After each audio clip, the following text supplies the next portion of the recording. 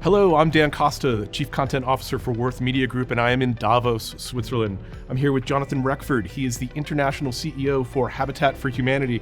Jonathan, thanks so much for talking to me today. Great to be with you, Dan. So Habitat for Humanity, I think most people are familiar with it. You build houses. You build them all over the world.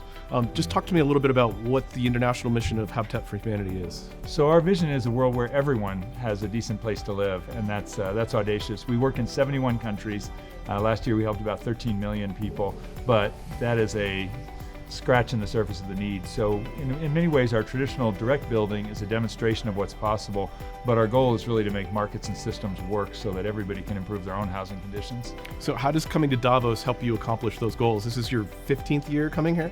It is. It's wonderful that the WEF includes civil society, so obviously we could never pay to be here, but I think a unique aspect of Davos is that you have the public sector, private sector, and NGOs and civil society coming together. And complex problems in society like housing can only be solved with multi-sector approaches. And I find it's unique here, the ability to bring unusual coalitions together. Yeah, that's one of the things. I mean, everybody thinks of Davos, they think about the billionaire class, but this is my second year coming, and I have to remind people, I'm like, there are NGOs here, there are activists here who clearly are not paying their full freight, but they're part of the conversation and they're being heard by people that can make a difference.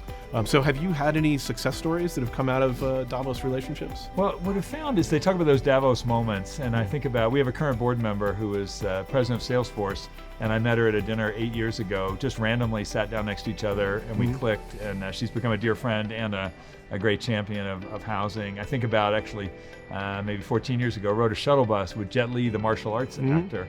His family had been in the tsunami in Asia, and it really changed his heart, and he became a huge champion for creating charitable giving in China. And so I think there are both individual moments, but the other side of it is partnerships that have been formed here.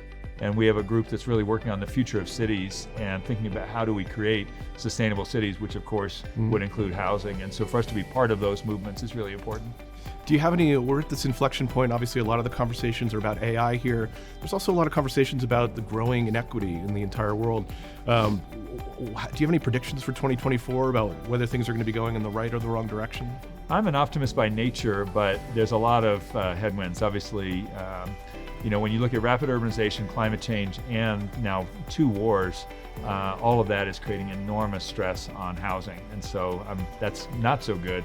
I would say if you can bring good out of bad, people are paying attention to housing, which is our issue, and I think that's a positive. And I think there's a sense of urgency, but I think my economic optimism is a little dim for the next year. Yeah, I've heard that from more than one sources. Jonathan, thanks so much for taking the time to talk to me today. Great to be with you, thanks. If you want more on these stories, go to worth.com. We'll see you there.